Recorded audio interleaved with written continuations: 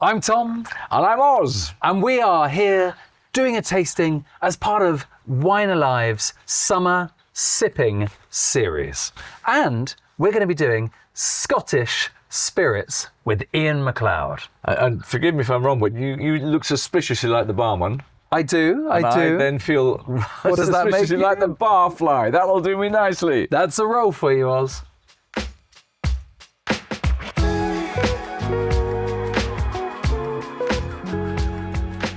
So to kick off, we've got the very brilliant Edinburgh gin. We're going to go very heavy on whiskey in this session, but we're going to start with delightful gin. So, Oz, I'm going to give it to you. This, by the way, was put together with the students from Heriot-Watt University. Yes, I mean, exactly. Why didn't they tell me when I was looking at universities, if you go to this one, you can blend gin as part of your degree? Exactly that. While we're doing this, by the way, I'm going to make you some cocktails. So not only are we going to taste these neat, I'm going to mix some drinks as we go. That's my bartender element. Because I know Ian MacLeod as a company, and I didn't really quite put the connection together with Edinburgh Gin. I've known their whiskies for donkey's years. Particularly, they were fantastically good at blended whiskey. And you don't talk about blended whiskey often. You say, let's look at the single malts.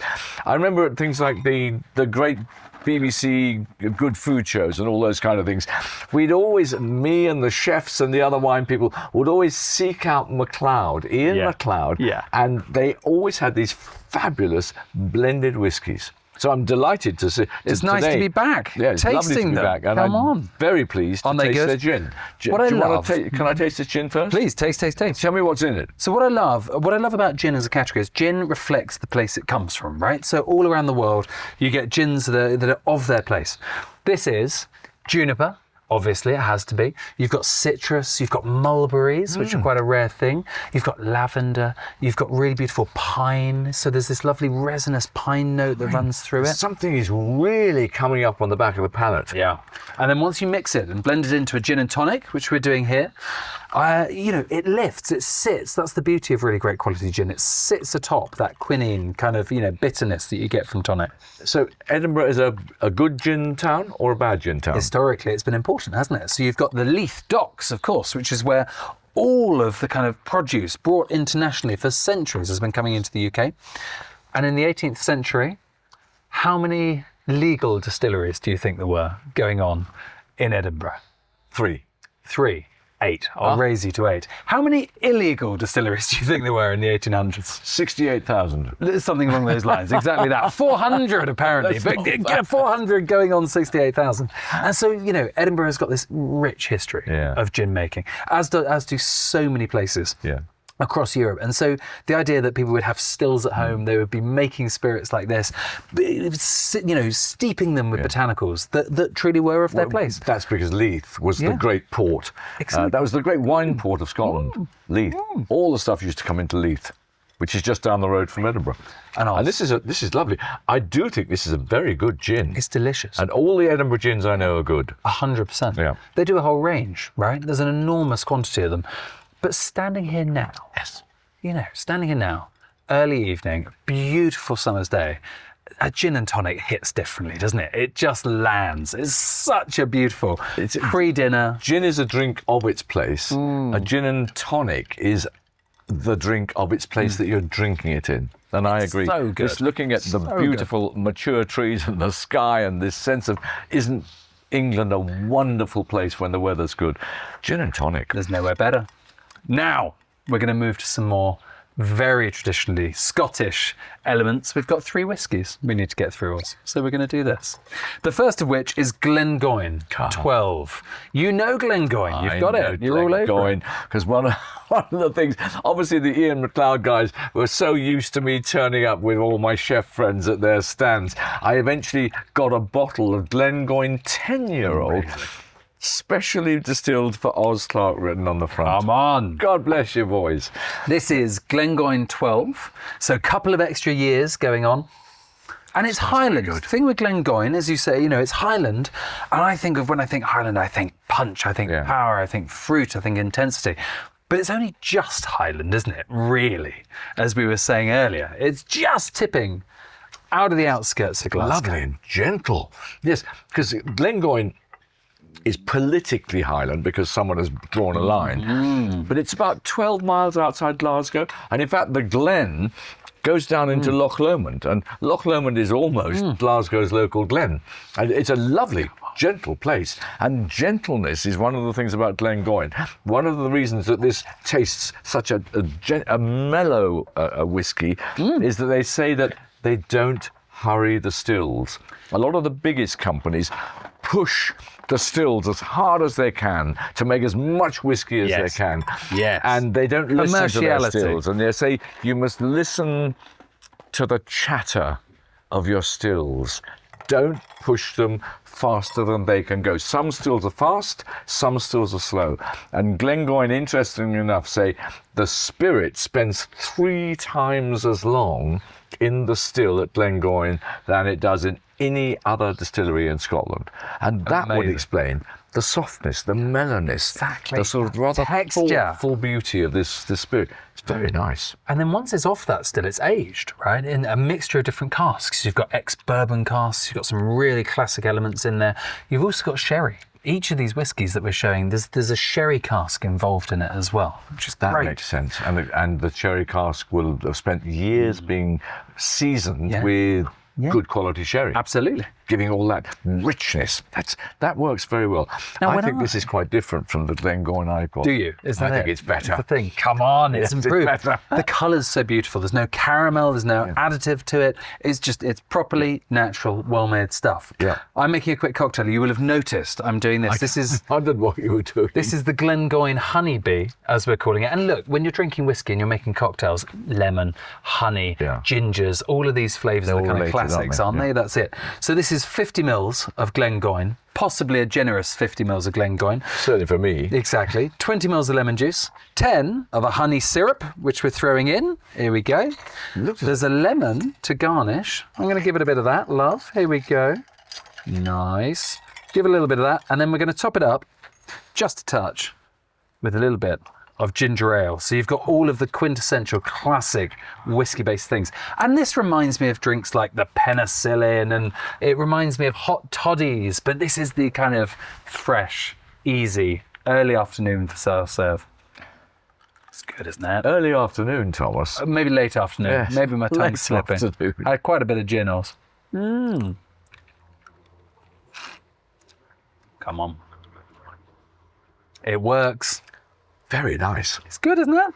It's really good. Absolutely lovely. I didn't expect it to hold on to quite such a bright freshness and almost slightly sharp edge. Exactly that. But the whiskey carries through, Yeah. right? Maybe it's the way that the whiskey is working as whiskey does with ginger. 100%. The old-fashioned whiskey. It's the backbone of it. That's what we're after. Yep. Now, come on, as I'm moving you through. Here we go. So moving out of Highlands and Glengoyne, staying in MacLeod, Tamdhu. Come on. Are you going to do your song? No, surely not. What? And I got a horse right here, the name of Paul Revere, and if the weather's good and if the going's clear, Tamdhu. come on. That's the jingle. That's what we're after. Yeah, well, nobody wants to buy it. There you go. Tamdhu's a lovely distillery. Again, this is really classic Speyside on the Spey. Exactly. And the Spey makes a delicate style of whiskey. A perfume style, a thoughtful, less is more, contemplative style. Ethereal, gentle styles of whiskey. Exactly that. That's you. That's exactly it.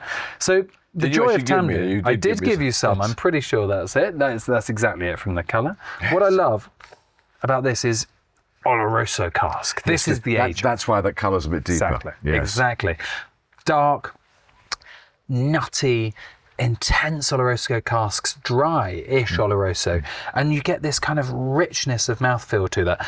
And crucially, not just finished. Most people just finish whiskey once it's matured in barrel for decades in oak casks. That's right. These guys don't. Most people just put it in for 1 year. 10 years in other ordinary barrels, 1 year in a whiskey cask, and they say sherry cask.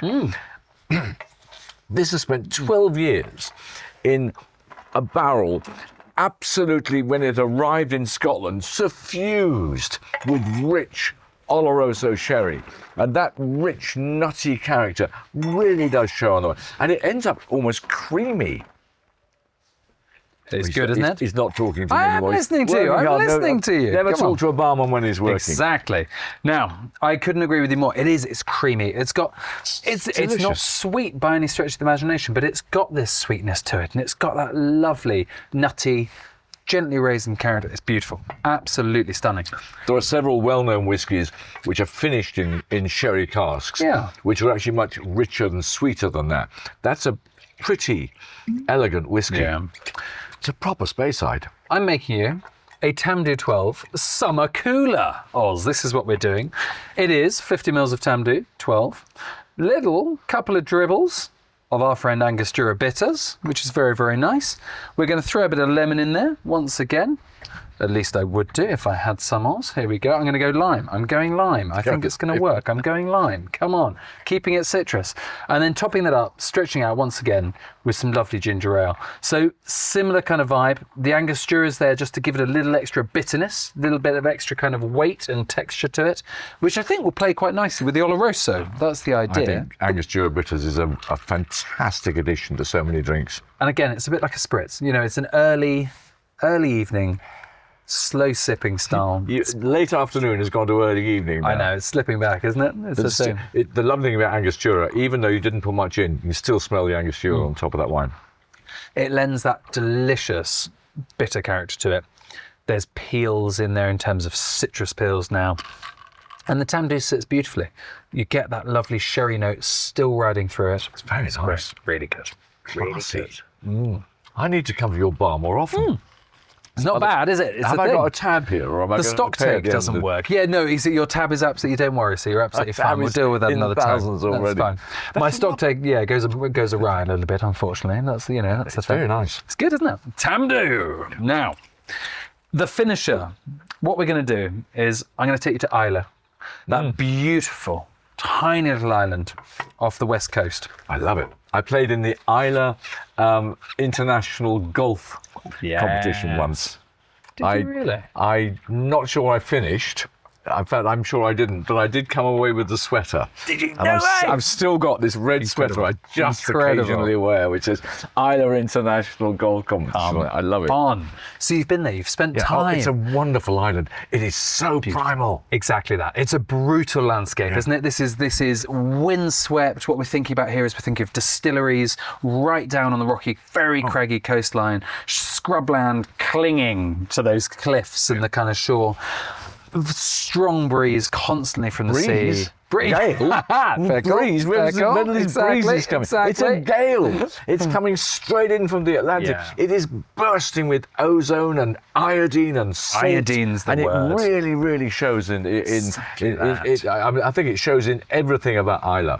It's occasionally the sun comes out and it is a beautiful island, but most of the time you're standing there facing up to the elements. I'm with you. And of course, a lot of Islay is made up of peat. Exactly. And the crucial ingredient in the Islay whiskies traditionally would be that peat. Brought into the kiln, keeping the kiln warm. So let's tell people what peat is. Let's do it. 'Cause, I mean, peat, you cut peat, which has been growing for thousands and thousands of years on the island. And it's a traditional thing in the west of Scotland and all over Ireland. You cut the peat, you then dry the peat, and it's the traditional fuel in the west of Scotland and in Ireland. You dry it, and when you burn it then, it makes a most intensely aromatic smoke. Yeah.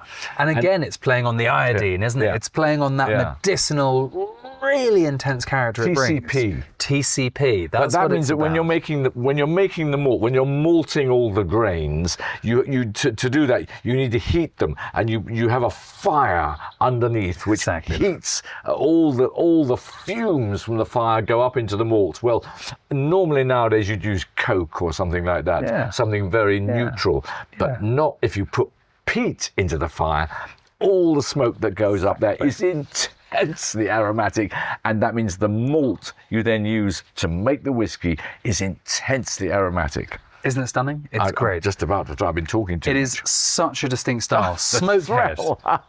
Smokehead, the whiskey we work with here. It is peat central. This is absolutely ground zero. If you're going to learn about peated whiskey, here you go. The trouble is, if you drink a glass of this, 24 hours later, everyone says, oh, he's been on the Isle of Whiskey.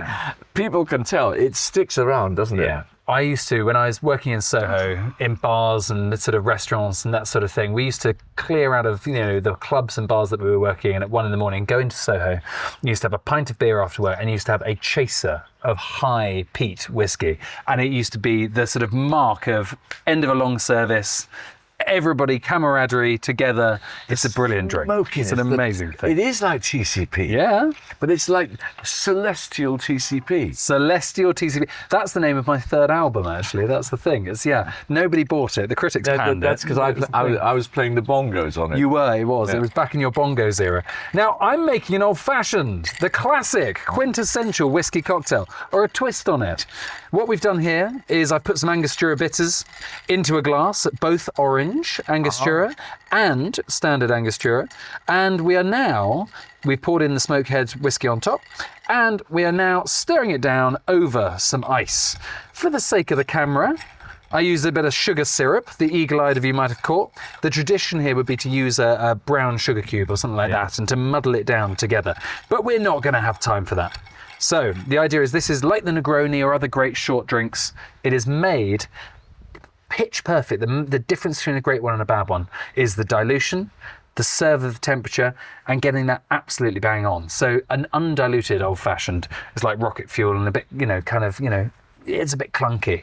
Getting it to be like liquid silk through stirring and stirring and stirring is what you're trying to achieve. There you go, Oz. Have a crack. So this basically is your finals test. Oh, it's my final test. What kind of barman are you? Exactly. High peat, perfect dilution, he says.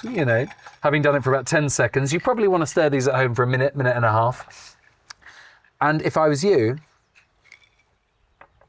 come on, how delicious is that? Gently sweet, beautiful whiskey.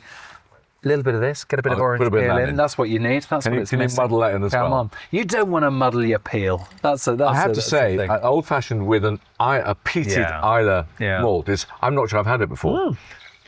I think of old-fashioned. It's not the classic, exactly. But wow, that smoke comes through. Isn't it good? Honestly, in 24 hours' time, people are going to be saying, you've been on the peated whiskey. And all I can say is, yes, I have. 100%. I've loved this. What a change. It's been a winey day, hasn't it? We've been all over the wine. And to finish it off with some absolutely beautiful Scottish spirits from Ian MacLeod. Yeah. We love it. Cheers, Oz. Cheers. Cheers. This is just one of our WineAlive Summer Sipping Series videos with me, Oz Clarke, and with my mate, Tom Surgey.